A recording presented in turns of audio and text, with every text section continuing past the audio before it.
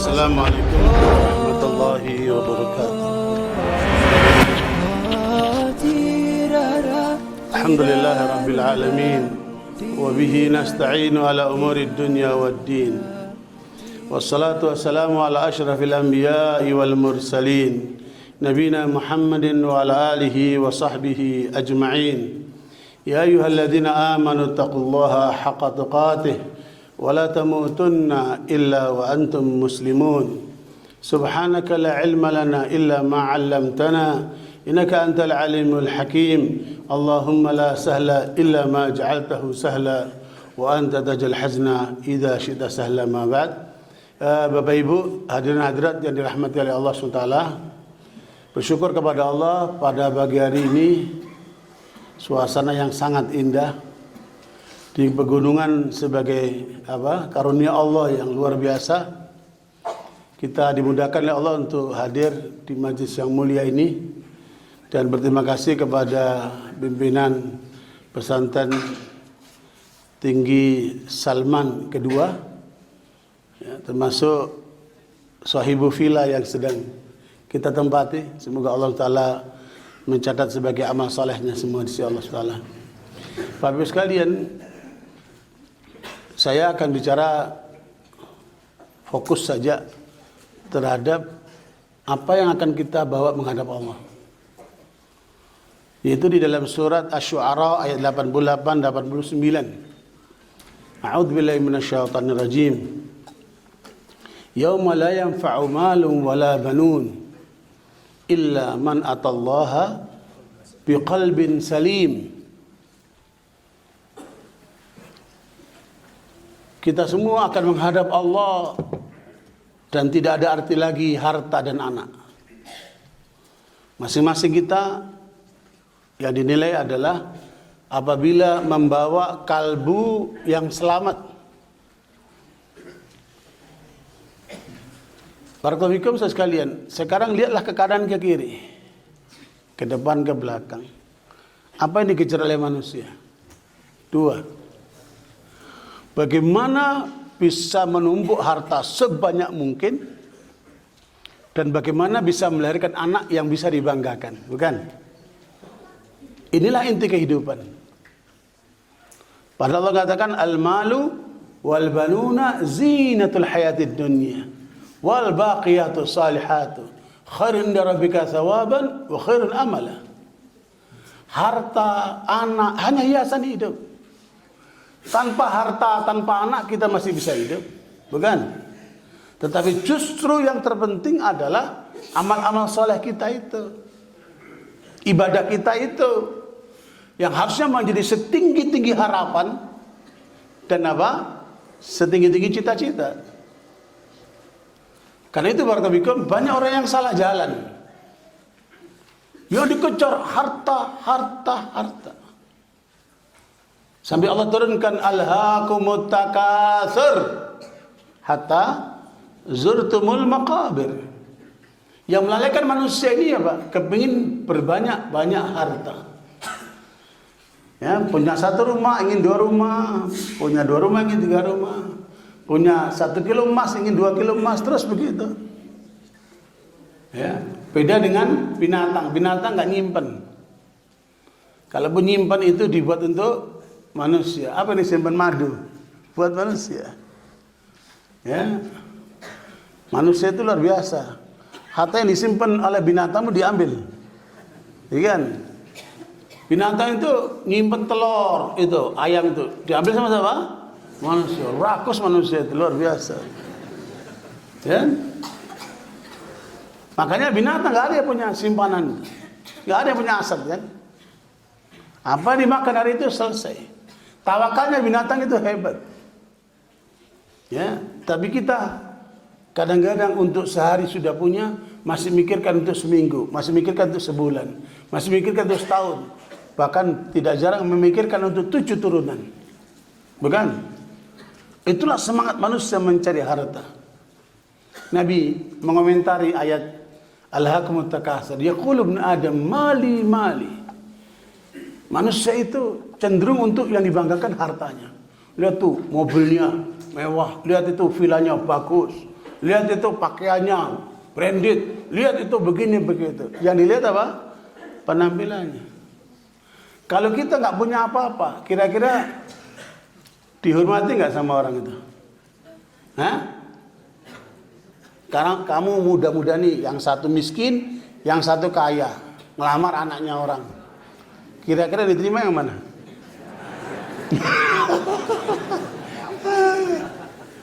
Apalagi calon mertuanya yang ditanya kerjaanmu apa? Nah itu calon mertua gagal.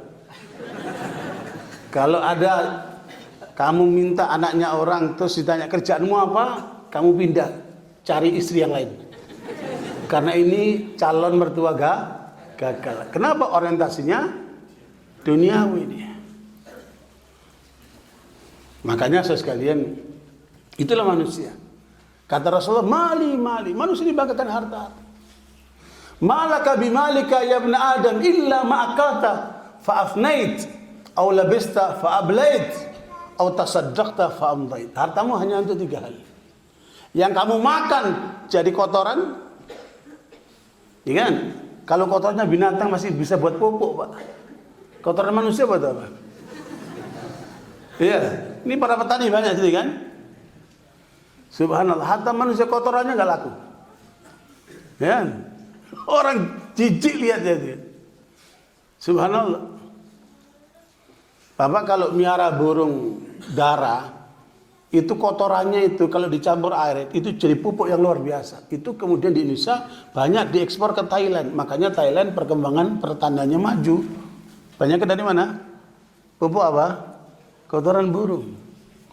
Burung itu kotorannya aja laku, apalagi dagingnya kan. Dan jangan lupa, makanan ahli surga itu daging burung. Wa faqiyatan mimma yatakhayyarun wa lahma tayri mimma yashtahun. Itu makan ahli surga itu. Makan buah dulu, baru makan daging burung. Saya selama di Solo nggak pernah ada yang ngasih saya makanan burung. Berarti orang Solo ini nggak ngerti ayat Quran ini. Nggak ngerti arti sehat, ya kan? Bu, saya mau tanya sama ibu-ibu. Ibu-ibu suka suami yang kuat atau yang lemes? Bu. Hah? Jawab. Yang kuat atau yang lemas?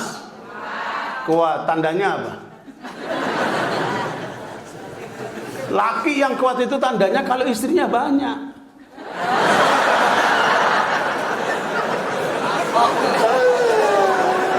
Itu. Kalau masih satu belum kuat lah. Kenapa? Kalau istrinya main dia ikut main, kalau istrinya sakit dia ikut sakit. Nggak kuat lah. Barakallahu. Makanya kenapa itu? Karena makanannya salah. Makan kerupuk. Di seluruh dunia itu nggak ada yang makan kerupuk kecuali kita. Terbang, Pak. Kan?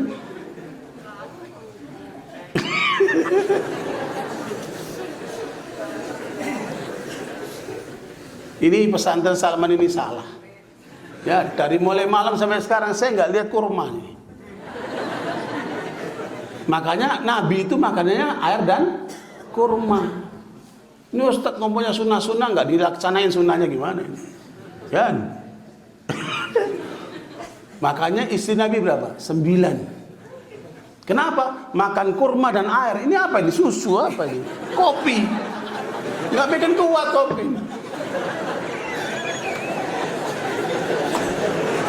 Makanannya apa? Kurma dan air. Bu, kalau mau suamimu kuat, ya Bu, jejelin kurma sama air itu. Jangan nunggu Ramadan. Ini makan kurma nunggu Ramadan. Ada yang salah itu. Makanya kuatnya waktu lagi kuat puasa. Kan lagi kuat raweh. Jadi justru di luar Ramadan itu penting. Ya. Barakallahu fikum sekalian. Kembali kepada ayat yang kita bahas. Jadi hartamu hanya apa tadi? Yang kamu makan jadi kotoran, yang kamu pakai jadi rongsokan. Apa yang kita pakai jadi second hand, jadi rongsokan. Ya, kalau jual nggak akan dengan harga barang baru kan? Harganya apa? Second hand. Auta sedekah atau yang kamu sedekahkan itulah yang berarti bagimu. Itulah yang tersimpan si Allah SWT. Ya, saya nggak tahu ini habis selesai acara ini dikasih makan nggak sama masyarakat sini. Ya? Nah, ke depan ini kalau habis pengajian begini, ibu-ibu nyiapin makanan. Lah itu sedekahnya luar biasa. Ngasih makan jamaah pengajian, luar biasa itu. Kira-kira ibu-ibu bisa nggak? Bu, jangan pelit. Orang pelit nggak akan masuk surga, Bu. Ya, wa may yuqa syuhha nafsihi fa ulaika humul muflihun. Siapa yang terhindar dari sikap pelit, itulah orang yang sukses, calon ahli surga itu. Makanya orang pelit itu jauh dari Allah, jauh dari surga. Orang pelit itu dekat ke neraka, nggak disukai oleh manusia. Bu, suka suami pelit atau yang dermawan? Apa, Bu? Dermawan. Tapi ibunya jangan pelit. Masalahnya begini nih, saya juga nggak tahu ini siapa yang bikin nih. Lihat nih, ini duit 50.000 yang baru. Bapak-bapak itu digambarkan tegang aja mukanya. Ya kan? Makanya perlu pengajian bapak-bapak ini kan. Kenapa? Mikirnya duit terus tegang terus. Ini bapak ini. Tapi kalau ibu-ibu nari dia. Gambarnya ibu-ibu ini nari. Makanya bapak-bapak kalau istrinya marah-marah kasih duit, Pak, nari dia, Pak.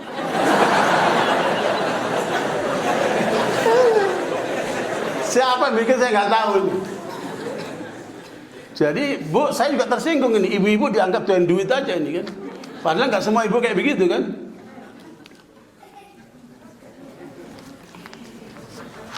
Yang kasihan orang yang mati-matian cari harta, tidak kenal waktu, pagi siang malam. Istrinya nggak diurus, anaknya nggak dididik, dia kejar harta itu. Padahal cari harta cukup sampai matahari terbit, sampai matahari tenggelam. Carilah harta sampai matahari tenggelam. Ikutilah itu, ayam, burung, bebek, kambing, itu kan. Ada nggak mereka pulang setelah maghrib? Nggak ada, kecuali burung hantu. Ya. Jadi kalau cari harta itu ikuti matahari. Dan itulah binatang-binatang itu. Maghrib mereka pulang. Ya, makanya kalau bapak-bapak pulang setelah maghrib berarti apa? Bukan saya ngomong ya. Makanya bapak-bapak itu ibarat matahari, ibu-ibu itu ibarat bulan. Ada ayatnya itu kan. Ya abati inni ra'aitu ahada asyara kaukaba wasyamsa wal qamara ra'aituhum li sajidin. Nabi Yusuf bilang sama ayahnya, wahai ayahku, aku melihat dalam mimpiku 11 bintang, matahari dan bulan. Bintang itu saudara. Ya, peran saudara itu seperti bintang. Dia menghias. Saudara harus menghias rumah. Harus indah buat saudaranya. Yang kedua, bintang itu menjadi petunjuk buat apa? Nelayan apa yang cari arah, lihatnya bintang. Makanya saudara itu konsultan, kawan berdiskusi, ya, dia memberikan petunjuk. Dan yang ketiga adalah untuk melempar setan. Maksudnya apa? Dia apa? Pelindung. Saudara itu harus melindungi saudaranya. Itu peran saudara. Dia seperti bintang menghias. Nah, sementara matahari dan bulan siapa ini? Bapak dan ibu. Maka jadilah bapak seperti matahari menghidupi dia. Ya, ultraviolet ya. Matahari itu menghidupi. Ibu-ibu apa? Mencahayai. Luar biasa, matahari pulang berterbitlah bulan. Lah ini ibu-ibu jam 7 datang. Lah, bulannya gerhana ini.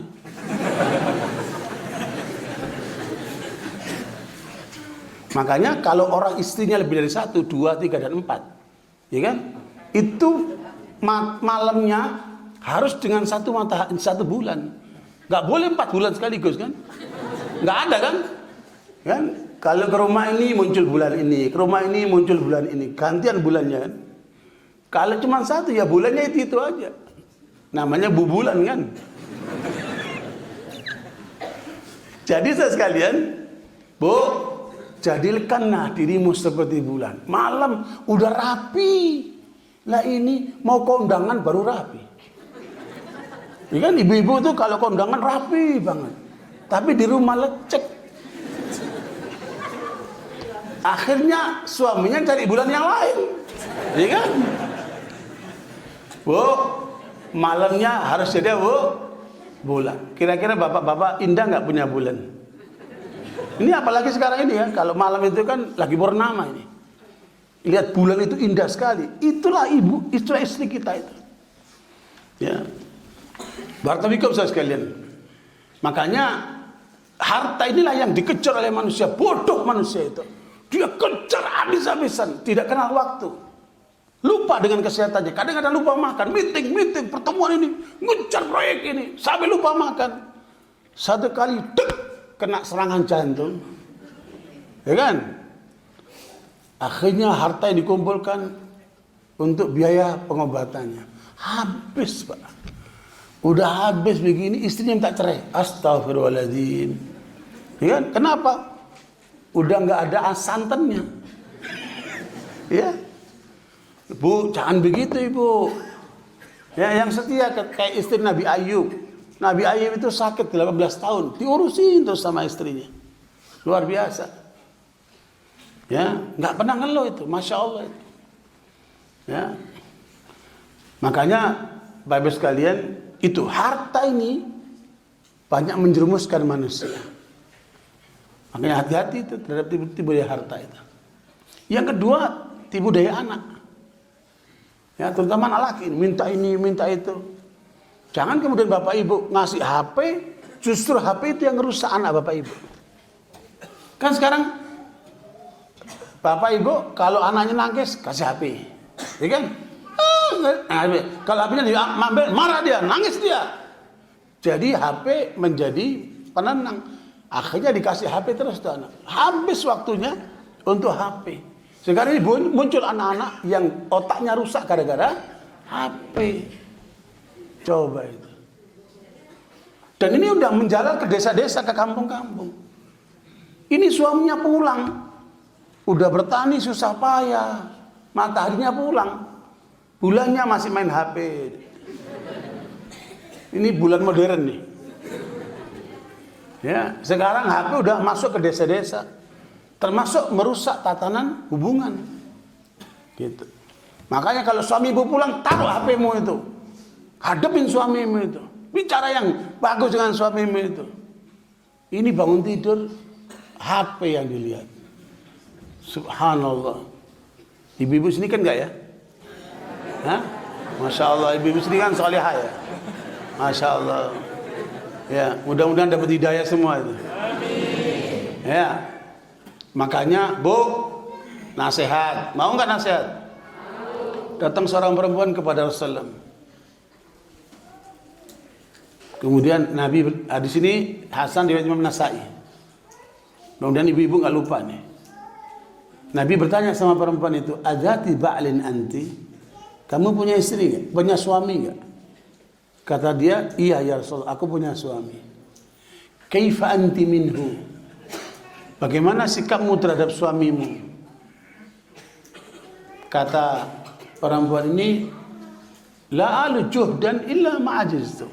Saya berusaha semaksimal mungkin untuk menghormati dia, menservis dia, memperhatikan dia.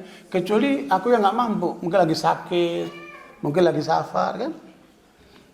Aku urusi betul suamiku. Hebat dia perempuan kan. Maka Nabi kemudian mengingatkan, "Unduri anti minhu fa innahu jannatuki au naruk." Bu, apa tadi artinya? Perhatikan suamimu. Sesungguhnya dia adalah surgamu atau nerakamu. Jelas, Bu? Memang kadang-kadang suami itu udah hitam, pesek, keriting. Ya, Bu? miskin, berlagu lagi. Bawel. Ya sabar. Berarti kita sedang diuji oleh suami kita, Ibu. Ya. Kenapa dulu mau? Kok sekarang baru ngomel? Ya udah terima aja. Di dalam kitab Al-Mustatraf fi kulli fanin daraf. Ada seorang perempuan cantik sekali. Tapi suaminya kayak gambar belum jadi. Pokoknya nggak matching deh. Nggak nyambung gitu loh. Ini istrinya cantik, suaminya hitam, pesek, pendek, keriting, apalagi lah. Sampai kemudian dia ditegur oleh kawan-kawannya. Mbak, kok sampean mau sama laki kayak begitu? Kan sampean cantik. Kata dia, kalau ngomong jangan sembarangan. Suamiku itu meskipun begitu, dia orang soleh. Karena dia soleh, Allah kasih hadiah dia, istri cantik seperti aku. Tapi kalau aku orangnya selebor, makanya aku dihukum oleh Allah dapat suami kayak begitu. Bu, terimalah suamimu apa adanya. Dan bikin komitmen dengan suamimu itu. Apa komitmennya? Kita sehidup sesurga. Nah, baru bener tuh. Jangan suaminya didoain, ya Allah cepat mati biar dapat suami baru. Janganlah. Bu, komitmen apa? Sehidup sesurga. Bukan sehidup semati ya. Mati nggak tahu siapa duluan kan. Sehidup, woi mantap tuh. Udah pengajian ini cukup sudah kalau itu udah diterima sama ibu-ibu. Ya kan? Tinggal bapak-bapaknya nih kan. Nah karena itu barakallahu, itu kata kuncinya dalam berumah tangga. Insya Allah akan bahagia. Kurang lebihnya akan saling mengisi itu. Ya. Makanya hartamu dan anakmu jangan sampai menjadi penghalangmu dari Allah. Karena inilah yang akan menyengsarakan banyak manusia. Hartamu dan anakmu ketika kamu bawa menghadap Allah nggak ada artinya. Ini saya cerita nih. Seorang bapak doktor, anaknya 3 laki. Bapak ini punya obsesi, anaknya sekolah di luar negeri semuanya. Ke Eropa kah, ke Amerika kah, Australia kah, ke negara-negara barat itu. Negeri-negeri kafir itu. Ibunya pun mendukung. Bapak ini sampai bikin banyak buku untuk menginspirasi banyak orang supaya anaknya disekolahkan di luar negeri. Dan 3-tiganya anaknya sekolah di luar negeri. Suatu kali ibunya sakit. Ibunya sakit. Kemudian bapaknya telepon sama anak-anaknya. Nah, ayo pulang. Kalau nggak bisa semuanya, salah seorang lah dari kalian. Ibumu sakit keras nih sekarang. Dia manggil-manggil anaknya. Ya, di saat ibunya membutuhkan, tidak ada satupun anaknya yang mau pulang. Yang alasan kuliah lah, yang alasan kerja lah, yang alasan apa itu.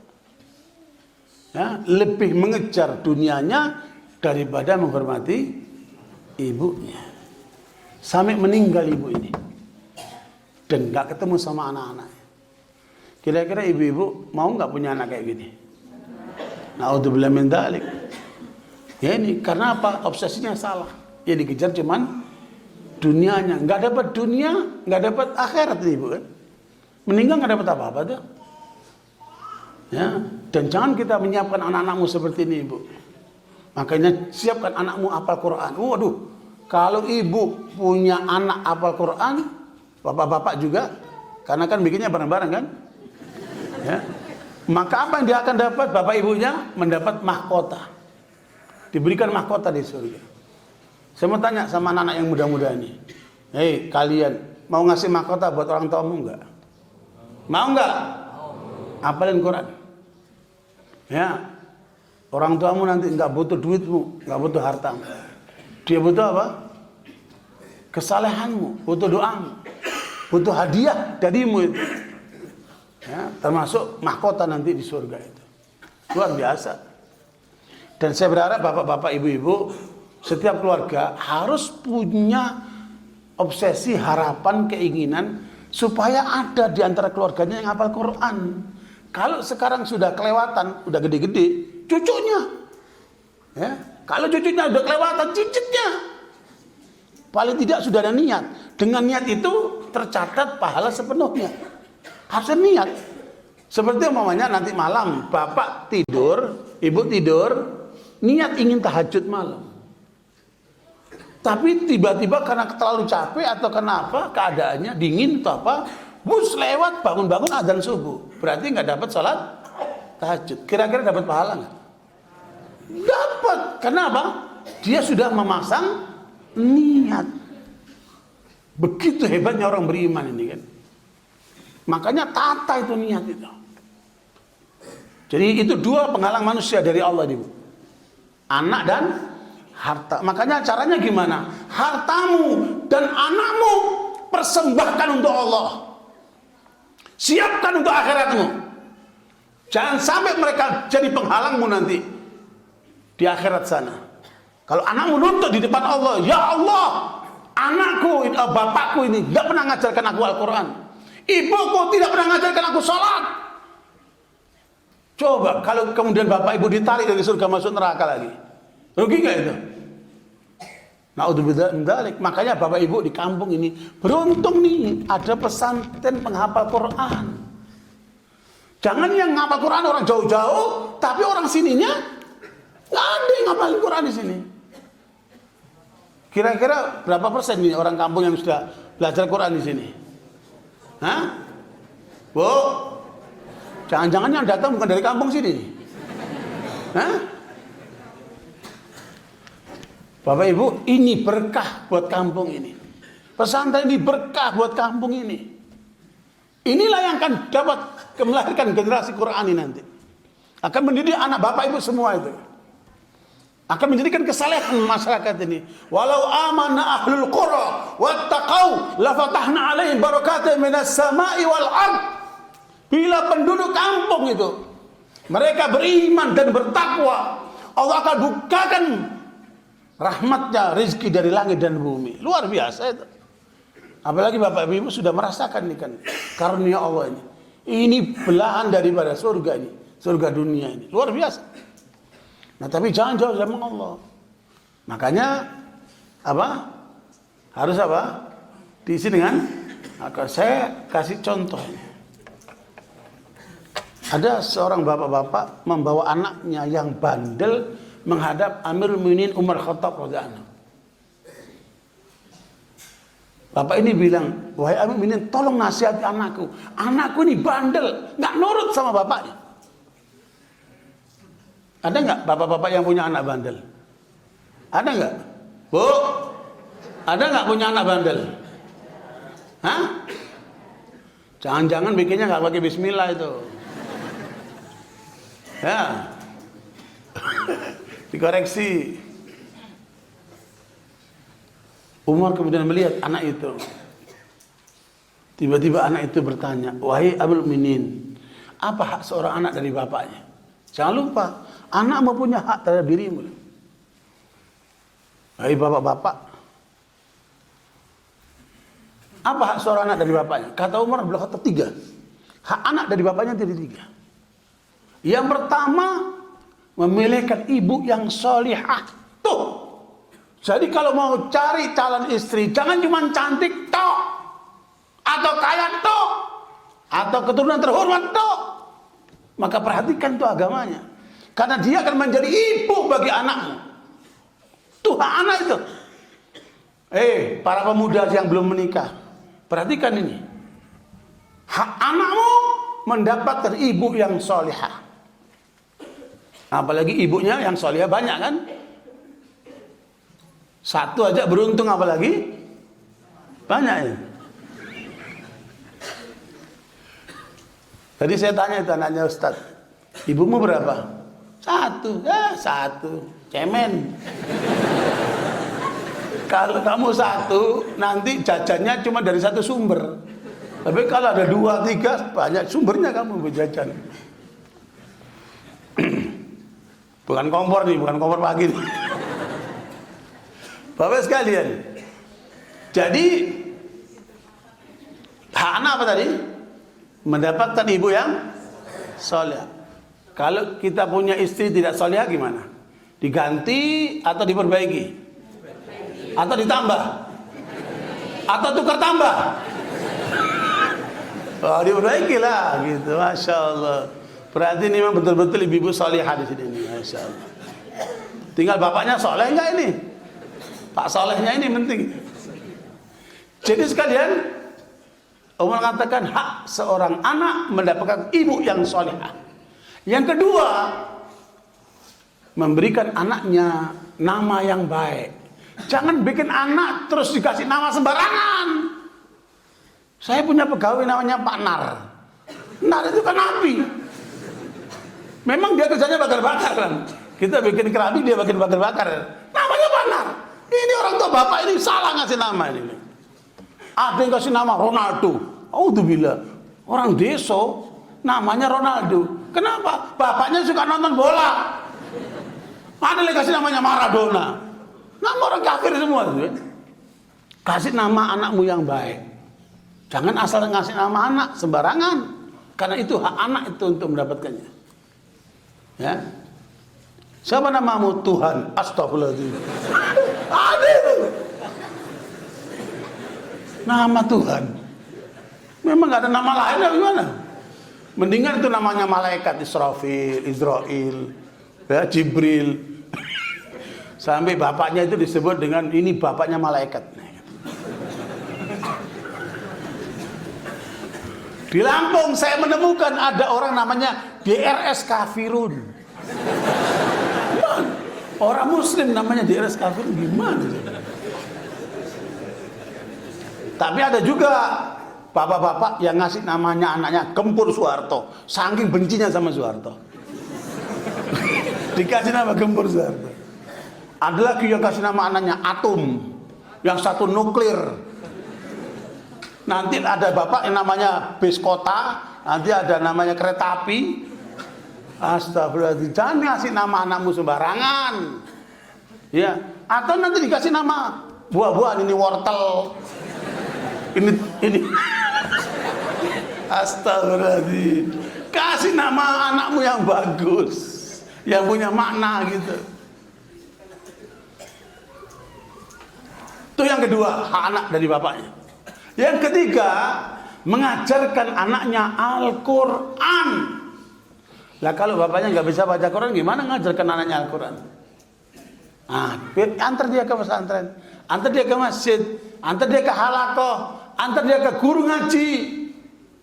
Paling tidak kita punya usaha supaya anak kita itu jangan seperti kita. Kan? Di sini ada ini enggak apa taklim Quran buat bapak-bapak, buat ibu-ibu? Hah? Ya Masya Allah. Terusin itu. Ya, saya belum pernah ada melihat MTQ buat kakek-kakek, nenek-nenek. Harusnya ada itu, ya kan? Untuk mendorong supaya kakek-kakek, nenek-nenek itu apa? Terus berinteraksi dengan Al-Quran. Kayaknya Salman ini perlu bikin itu. Ya, ini bakal kejutan di Indonesia ini. Kalau ada MTQ, kakek-kakek, nenek-nenek yang ikut ompong semuanya.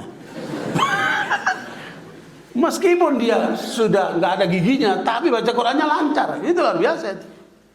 Bahkan ada di Palembang itu nenek-nenek itu bisa menghatamkan Quran sehari 10 juz.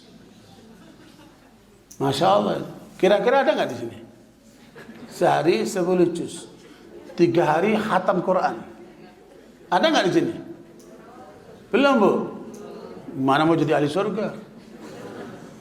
Bu, Nabi mengajarkan Iqra'ul Qur'ana fi thalas. Khatamkan Quran 3 hari sekali. Meskipun rata-rata para sahabat itu hatam 7 hari sekali.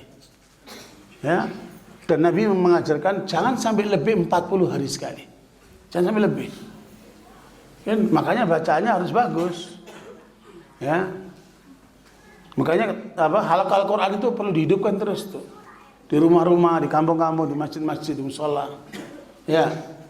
Supaya kalau kita baca Quran itu berkah hidup kita. Nah, kembali kepada pertanyaan anak itu dijawab oleh Umar berapa tadi? 3. Hak anak apa? dapat ibu yang salihah. Kemudian apa? Nama yang baik. Yang ketiga apa? Mengajarkan Al-Quran. Jangan lupa itu. Terus anak ini mengatakan, wahai Amirul Mukminin, tiga-tiganya saya nggak dapat dari bapakku ini. Kan bapak ini ngelaporin anaknya bandel kan. Oleh Umar diterangkan. Karena ditanya sama anaknya, hak anak itu. Tetapi anak mengatakan, demi Allah, tiga-tiganya saya tidak dapatkan dari bapakku ini. Aku dipilihkan seorang ibu budak, ibunya seorang budak.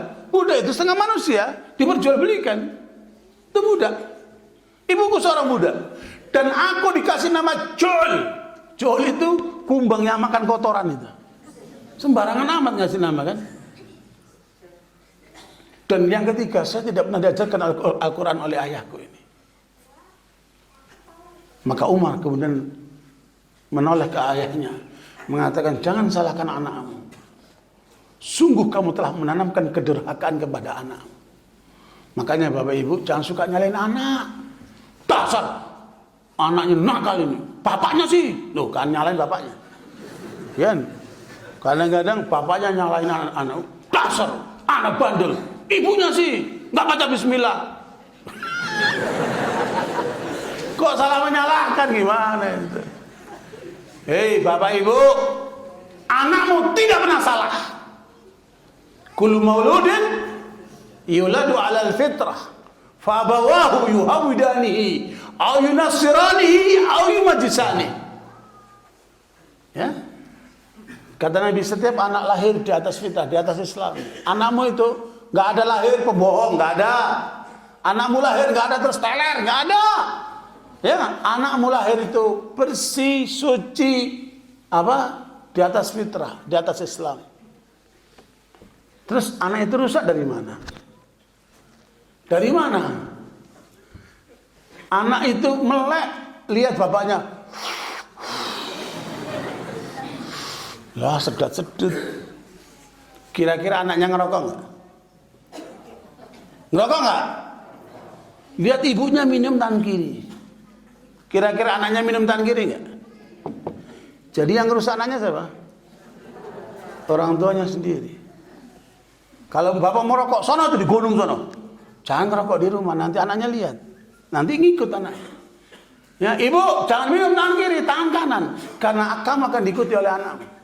Makanya lihat anak-anak itu, lihat gerak-gerik siapa dah. Ikut gerak-gerik siapa?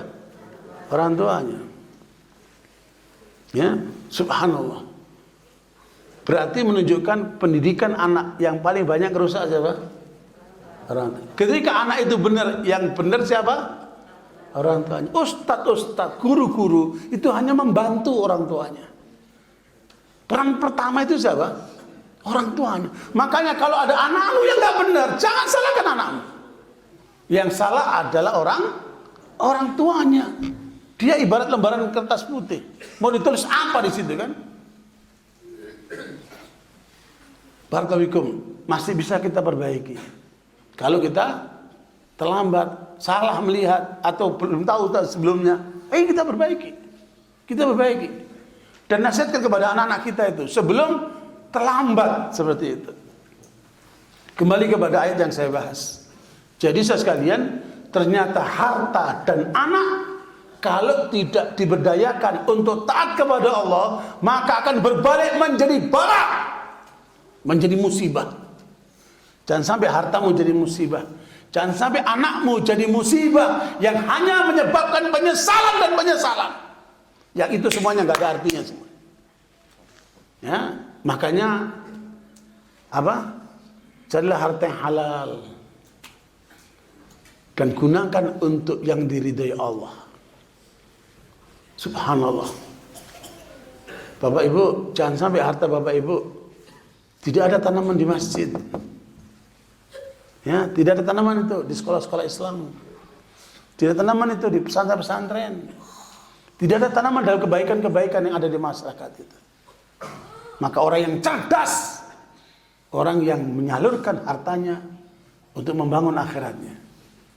Saya mau tanya Bapak Ibu, ketika nanti Bapak Ibu kedatangan malaikatul maut, Aku malaikatul maut akan mencabut nyawamu. Kira-kira permintaan Bapak Ibu apa? Bu, minta apa waktu itu, Bu? Oh, sebentar, aku tak kepingin soto.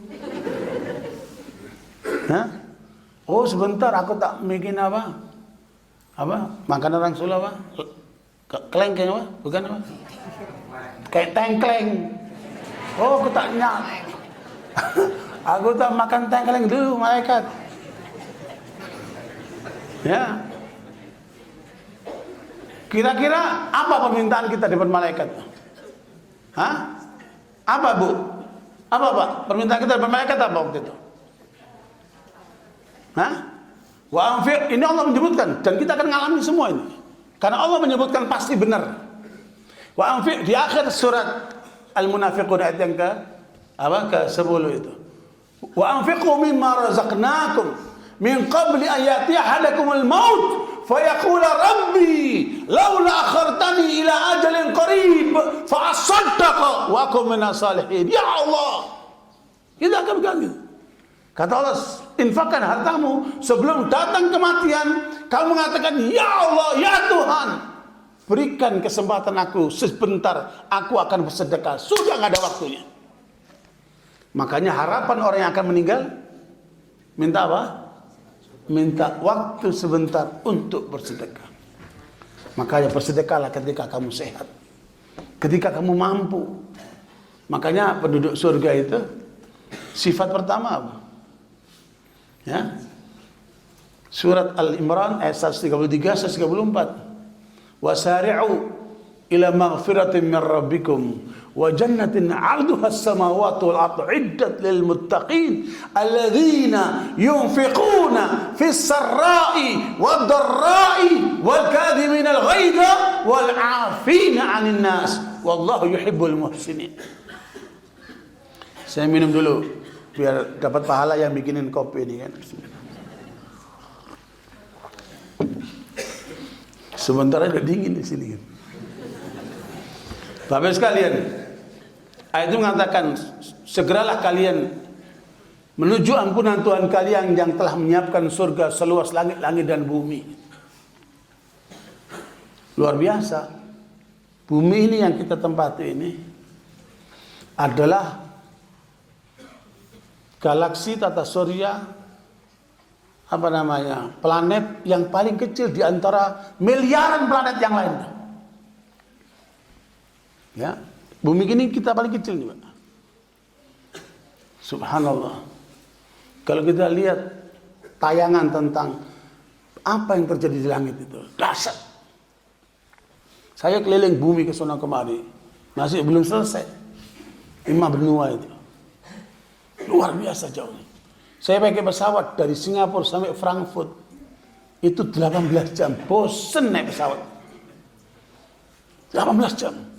Saking bosennya itu saya jalan-jalan. Masuk ke toilet. Lihat apa ini. Kan pakai bahasa Jerman. Waktu itu pakai pesawat Jerman. Ada moth-moth kayak bahasa Inggrisnya. Buat kumur-kumur kali ya. Saya coba. Wah, keluar. Panasnya luar biasa. Sampai mulut saya blodokin. Blodokin itu apa? Apa? Hilang rasanya itu. Jadi kalau minum makan nggak ada rasanya, hilang rasanya. Ya, saking panasnya itu. Karena saya orang Jawa jadi nggak ngerti bahasa Indonesia, blodokin itu apa? Melepuh. Mulutnya itu melepuh. Ya. Subhanallah. Saya keluar dari toilet itu, teman saya bilang, kenapa kamu? Kok mukamu merah? Saya nyoba-nyoba kepanasan. Ini dasarnya nyoba-nyoba itu. Kenapa? Bosan tadi kan? Subhanallah, tapi udah jadi cerita nih kan. Akhirnya teman saya, apa yang dilakoni orang ini? Dia masuk toilet, dilihat. Kan bahasa Jerman dia juga nggak bisa. Dicoba-coba. Coba diteteskan ke air, baru, oh salah dia. Ternyata itu diteteskan di air cuma 1, 2, 3 tetes saja. Baru diminum buat kumur. Lah ini langsung digelogok begitu. Beberapa hari itu Pak, hilang rasa itu Pak. Ya Allah, betapa nikmatnya rasa bibir mulut kita itu kan. Waktu itu berbahari itu hilang. Subhanallah. Nah itu. Makanya saudara sekalian, dunia ini luas. Yang kita lihat kan, apalagi langit-langit. Allah sebutkan langit-langit, seluas langit, bumi, dan langit-langit itu kan.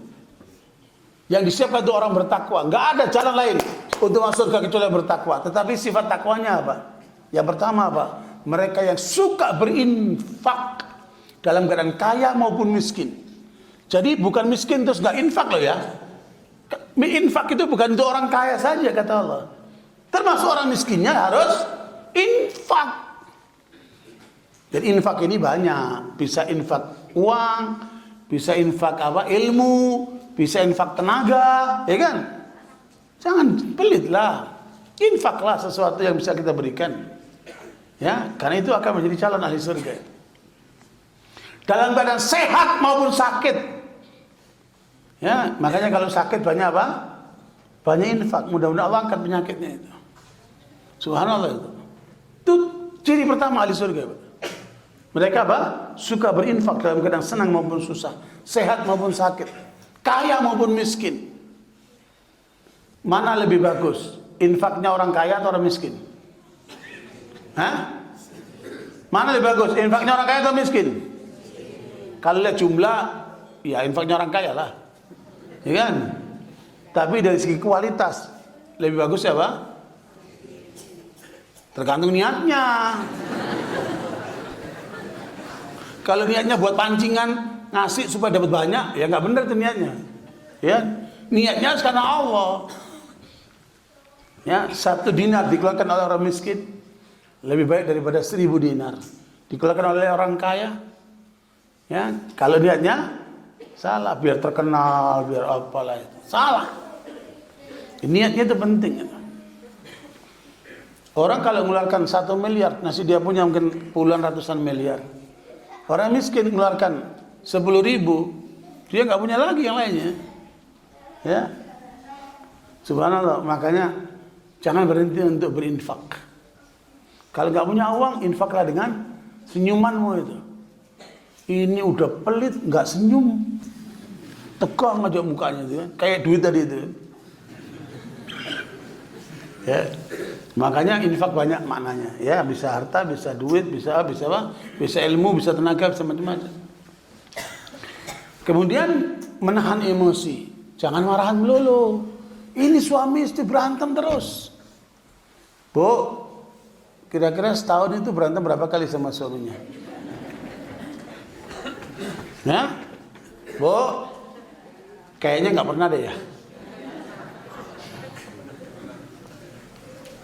Rasulullah SAW itu hidup dengan Khadijah 24 tahun sekian bulan, tidak pernah sekalipun ribut.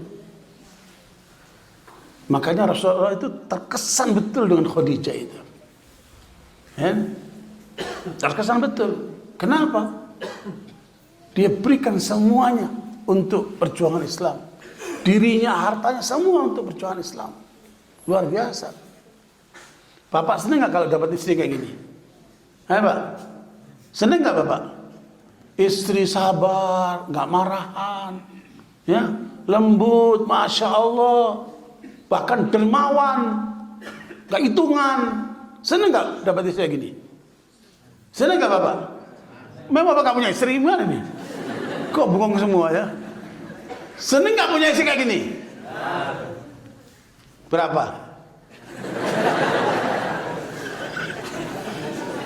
Satu aja seneng, apalagi dulu. Luar biasa itu. Jadi saya sekalian, nikmat kita kalau dapat istri yang begini. Ya, pulang sambut, masya Allah kakanda apa kabar? Dipijetin, masya Allah luar biasa. Ya, terus dibisikin, Dek, cari lagi kayak kamu ya. Bu, nggak usah ngambek, nggak usah marah-marah.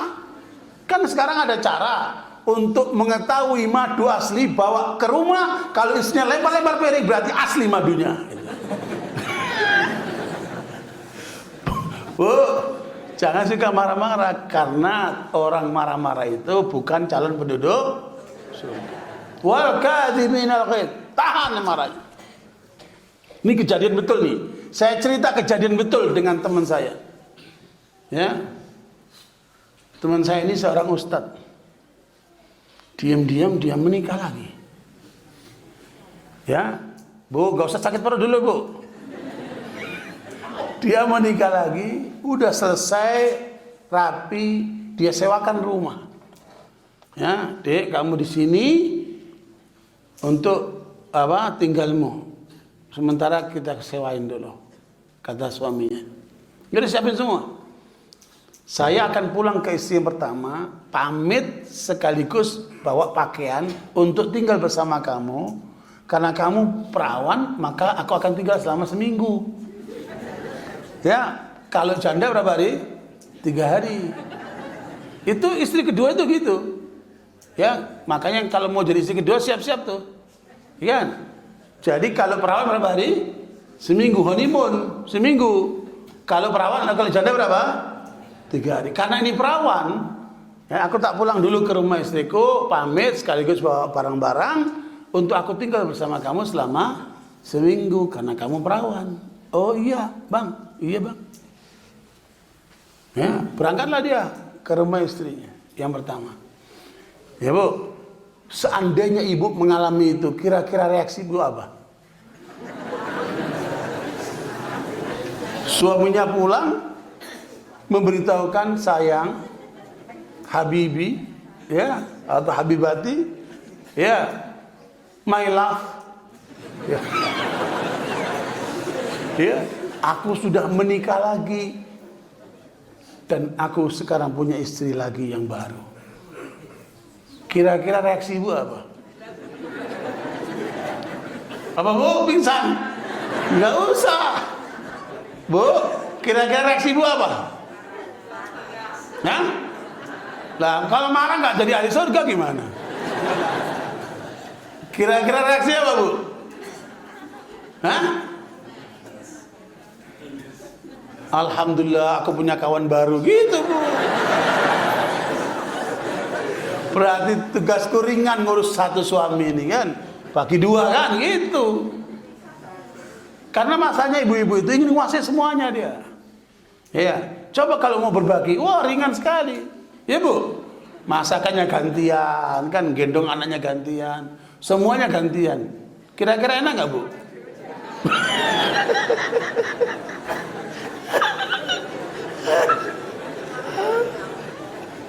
Coba lihat nih wanita salihah ini. Ketika suaminya mengatakan begitu, ya, sebagai perempuan wajar nangis dia. Bu, kira-kira nangis nggak, Bu? Nangis apa?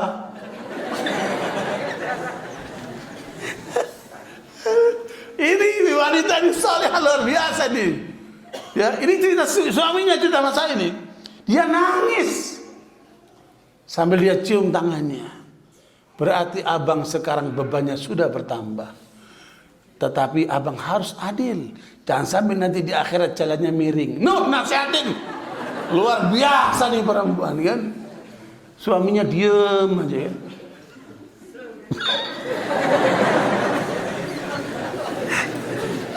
Ibu-ibu itu kebayang.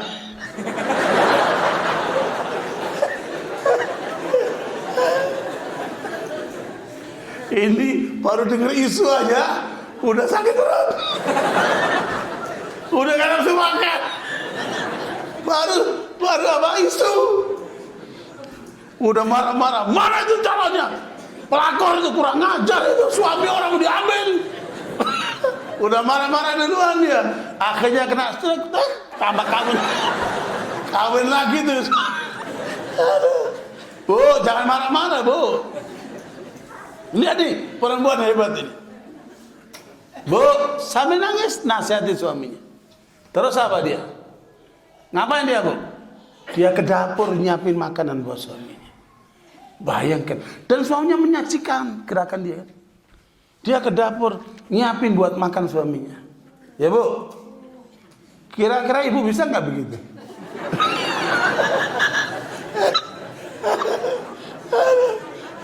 Belum apa-apa udah lemes. La ilaha illallah. Hebat nih perempuan nih. Ya, calon ahli surga, Masya Allah. Bu, disiapin makanannya, Bu. Ya, Bu, udah disiapin makanannya. Kemudian dia siapin pakaiannya. Abang istri keduanya perawan 7 hari. Disiapin pakaian itu 7 hari, ya. Subhanallah, sabar ini perempuan. Kemudian selesai semuanya, pamitlah. Suaminya, aku akan tinggal di sana berapa? Seminggu. Ibu bisa bayangkan rumah kosong dari suami 7 hari. Anggap aja musafir, Bu.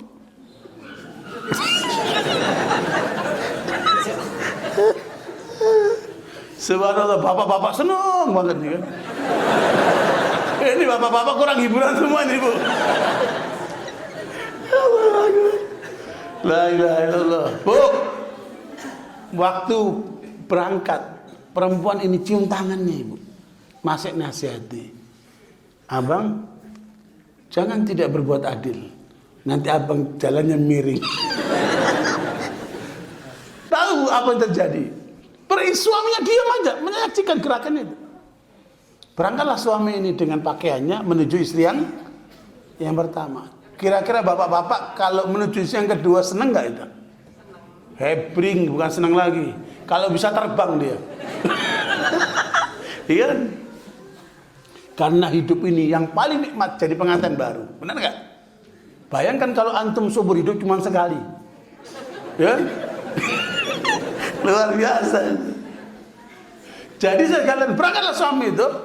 Dia bawa mobilnya menuju kepada istri yang kedua. Sepanjang jalan suaminya menangis terus.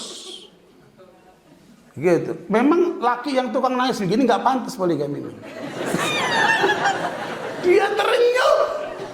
Dengan istri pertamanya terenyuh yang luar biasa. Sepanjang jalan dia menangis. Bagaimana terbayang pengorbanan dia, bagaimana dia ngurus anak, bagaimana di rumah dia menunggu kedatangan suaminya, bagaimana ketika suaminya sakit dia urus semuanya. Luar biasa kan? Subhanallah. Ya, kadang-kadang laki itu lupa semua itu. Bu, bener nggak, Bu? Bu, kok nggak ada suaranya? Lagi merenung. Gimana itu kalau terjadi dengan suamiku? Masya Allah. Ahli surga, Bu. Akhirnya sampailah dia ke rumah istri keduanya. Qadar Allah istrinya lagi main.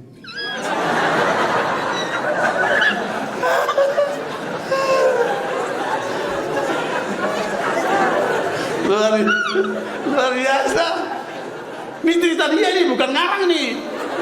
Kalau bapak ibu mau bikin film silakan aja. Ini cerita bener nih. Ditungguin sama tuh laki. Sehari, 2 hari mainnya nggak bisa.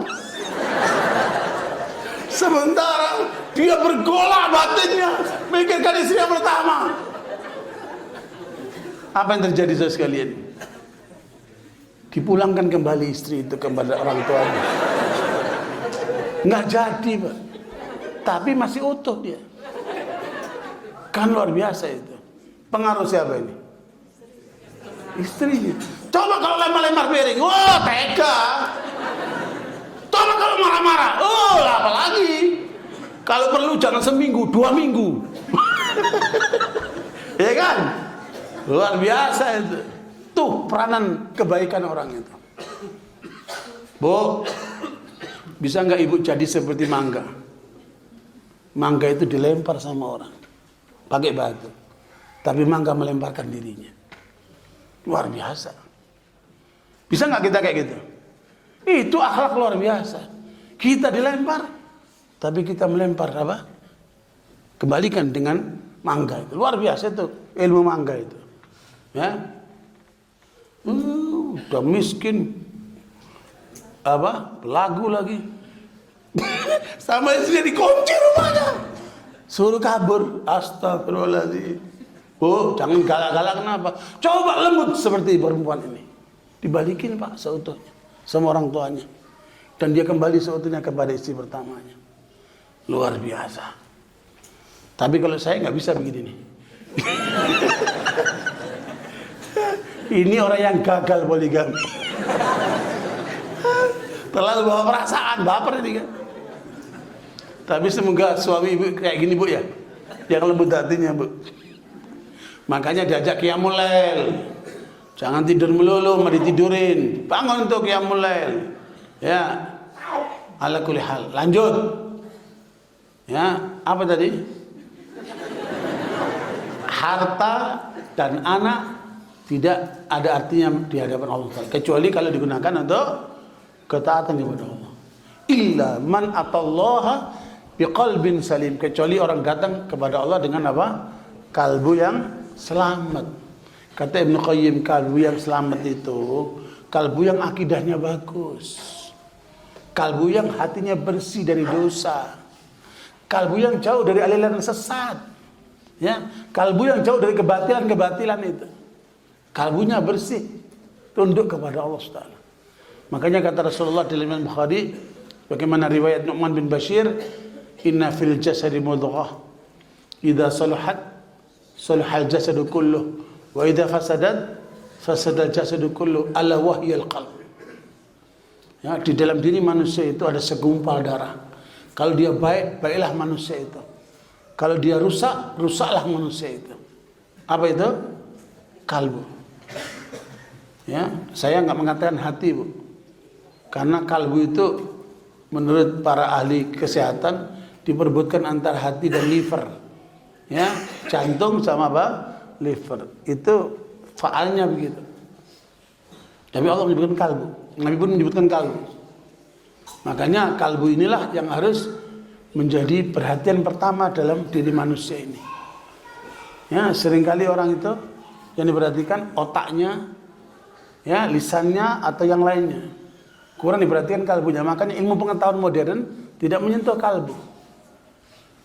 Karena kalbu itu wilayahnya harus terhubung dengan Allah SWT. Tauhid itu ada di mana? Di kalbu. Kalau tauhidnya benar, maka mulutnya akan benar, perilakunya akan benar. Itu tergantung daripada kalbu. Orang yang berbuat jahat itu dari mana awalnya? Niatnya nggak benar dia. Dia mau korupsi, dia mau merampok, dia mau berbuat yang buruk. Dari mana awalnya? Dari niat. Makanya dalam ilmu kriminologi, semua kejahatan terjadi karena dua sebab. Karena ada niat yang buruk tadi itu, ditambah ada kesempatan. Kalau ada niat buruk, nggak ada kesempatan, nggak akan terjadi keburukan. Ada kesempatan, nggak ada niat yang buruk, nggak akan terjadi apa? Terjadi apa? Keburukan. Makanya di Bandung itu ada seorang bapak-bapak yang apa ya? PHK ya, di PHK, nggak kerja, nggak punya kerjaan, di PHK. Sementara anak dan istrinya harus dinafkahi. Berbulan-bulan dia cari pekerjaan itu, nggak dapat dia. Pusing dia. Tapi istrinya ngaji, istrinya sabar. Tapi bapak ini yang kemudian kelojotan dia. Gimana caranya supaya kerjaan? Akhirnya suatu kali karena cari kerjaan nggak dapat, dia berpikir negatif, Pak. Ngapain? Dia berpikir merancang untuk merampok uang yang ada di ATM. Ya, dia rancang bagaimana nanti akan dipatahkan itu di CCTV-nya. Bagaimana cara supaya dia nggak ketangkap. Bagaimana kemudian menghindari orang dan seterusnya. Dan berhasil dia menggondol 300 juta dari ATM itu. Nyampe di rumah, dia bilang, istriku, alhamdulillah, alhamdulillah Pak. Padahal maling ini. Karena suaminya nggak ngaji, istrinya ngaji. Kita kaya, nih duit banyak nih, 300 juta. Istrinya nanya, istrinya salihah, ngaji dia. Ya, nggak tahu ngajinya di Salman di mana ini ibu ini. Ya, hebat ini ibu. Dia nanya begini, abang dapat duit dari mana? Kenapa nggak kerja? Abang di PHK. Dapat duit segini banyak dari mana? Alhamdulillah, alhamdulillah gini. Aku berhasil menjebol ATM bank. Astagfirullah bang, Naudzubillah bang, aku nggak mau duit yang haram seperti ini. Bawa keluar dari rumah ini.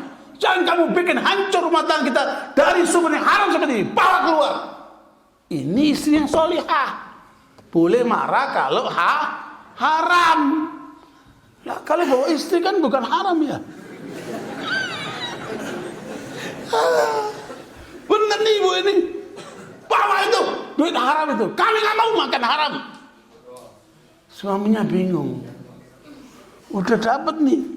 Istri nggak mau. Jangan kamu ngasih makan anakku dari yang haram seperti ini. Bingung Pak. Akhirnya apa? Dia nggak begitu panjang. Dia datang ke polisi sekitar situ. Pak polisi, itu ada yang ngerampok ATM itu. Nih duitnya. Terus dia kabur. Polisinya pun bingung. Baru ada perampok kiranya. Tuh pengaruh siapa nih? Pengaruh istri yang soleh. Luar biasa. Coba kalau istri kita seperti itu. Hidup kita aman. Kenapa? Ada pengawal. Ya. Polisinya udah di rumah nih kan. Luar biasa. Makanya harus begitu. Saling menjaga. Kan tadi komitmennya apa? Sehidup sesurga. Jangan kayak ibu-ibu itu. Ibu-ibu nanya sama saya. Sama pengajian. Pak Ustadz. Kalau nanti di surga bapak-bapak dapat bidadari. Ibu-ibu dapat apa Pak Ustadz? Pertanyaan bagus kan? Bagus kan? Saya bilang begini, lah ibu nggak pengen ketemu sama suaminya? Enggak Pak Ustadz, cukup di dunia saja katanya. Berarti ibu ini kecewa sama suaminya. Padahal Bapak Ibu, nggak ada surga itu dimasukin oleh perawan, oleh janda, oleh bujangan, oleh duda. Nggak ada. Lihat surat Az-Zukhruf ayat 70. Udkhulul jannata antum wa azwajukum tuhbarun. Masuk surga kamu bersama dengan pasanganmu. Nggak ada. Rondong, nggak ada. Berarti masuk surga sama apa? Sama pasangan. Gitu. Lah kalau matinya masih perawan, masih bujangan gimana Pak? Nah, disana dikasih lagi sama Allah. Asal benar itu kan. Asal soleh dia. Dapat sana itu. Jadi nggak usah khawatir lah. Nanya-nanya bidadari segala macam. Jalanin aja itu. Jelas? Nah makanya saudara sekalian, ternyata manusia itu ditentukan oleh kalbunya. Analisa Profesor Dr. Muhammad Imara, seorang pemikir dari Mesir. Dia menulis ratusan buku.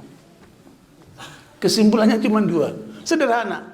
Manusia butuh cuma 2. Al-iradah wal-idarah. Manusia butuh apa? Menjaga keinginannya dan memanage keinginannya itu. Coba kalau kita semuanya, kita jaga ini keinginan kita. Kita manage keinginan kita. Jangan kita melangkah kecuali diridhai oleh Allah. Kira-kira beres nggak? Beres sudah. Masalahnya, coba lihat ibu-ibu. Kalau belanja, itu mengikuti kebutuhan atau mengikuti keinginan? Ibu-ibu ke mall, ke pasar, kira-kira ngikuti keinginan atau ngikuti kebutuhan? Nah, itu syahwatnya gede banget. Ya kan? Bu, kalau belanja ikuti apa? Kebutuhan gitu. Subhanallah. Makanya 2 kata kuncinya. Jaga keinginanmu dan manage keinginanmu itu. Ya. Insya Allah kalau saya diundang lagi ke sini, berharap diundang lagi nih ya.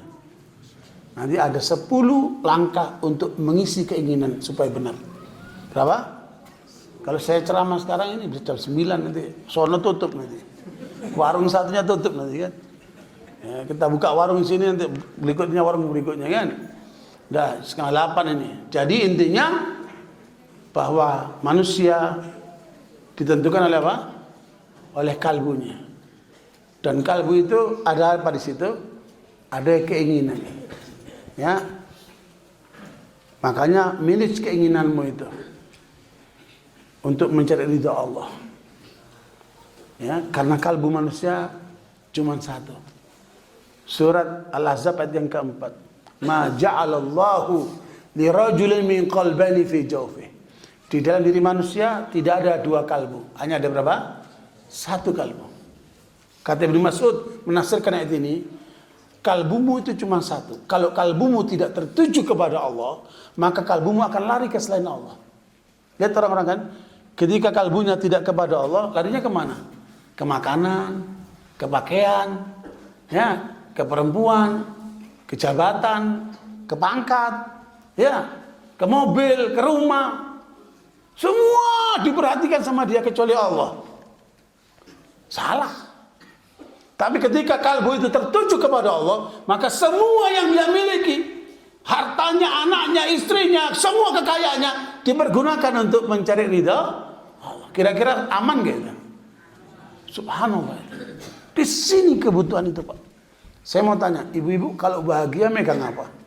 Megang konde atau megang dompet atau megang kepala? Ya. Bapak Ibu kalau bahagia megang apa? Jangan-jangan bapak-bapak nggak bahagia ini, diem semua coba ini. Hah? Pernah bahagia nggak sih bapak ini? Kalau bapak bahagia pegang apa coba? Pegang dompet, pegang kepala, atau pegang sini? Hah? Pegang dada. Pak, pegang apa Pak? Bisu tuh gimana nih bapak-bapak? Bapak ini nggak bahagia nih Pak ya? Bu, bahagia kan tuh bapak-bapak Bu? Makanya habis pengajian kasih makan. Jangan-jangan pada lapar nih. Nggak bisa jawab masalahnya. Orang bahagia megang apa? Makanya nggak ada orang bahagia karena hartanya, nggak ada orang bahagia karena banyak istrinya, nggak ada orang bahagia karena banyak mobilnya. Karena itu di luar dirinya semuanya. Kebahagiaan di mana? Di sini. Nah, penutup nih. Surat Yunus ayat 58. Qul bifadlillahi wa birahmatihi fabidzalika falyafrahu huwa khairum mimma yajma'un. Ya, dengan katakan wahai Muhammad, dengan karunia Allah yaitu Islam dan rahmatnya yaitu Al-Quran, maka supaya mereka berbahagia.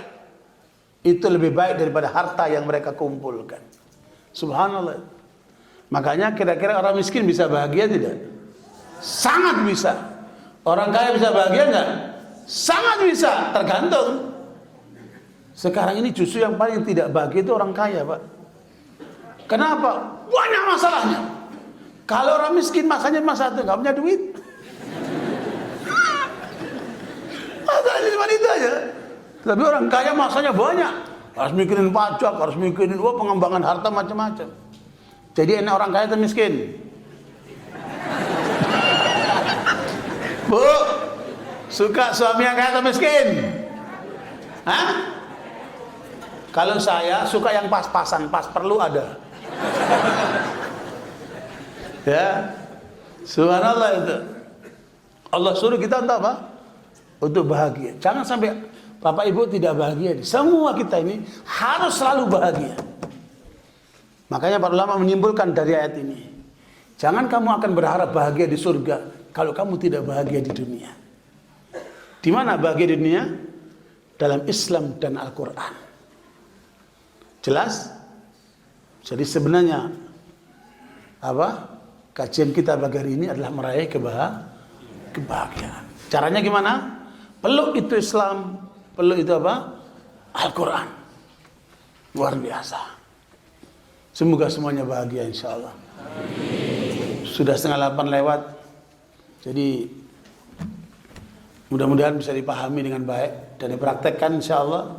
Ketemu yang akan datang, ingatkan ada 10 hal yang akan mengisi apa?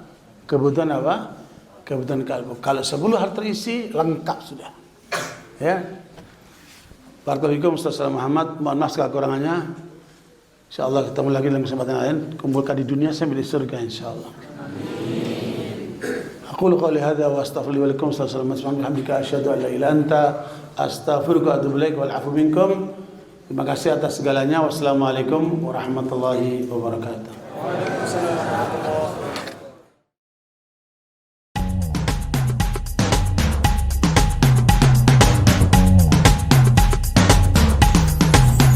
Marilah kita ucapkan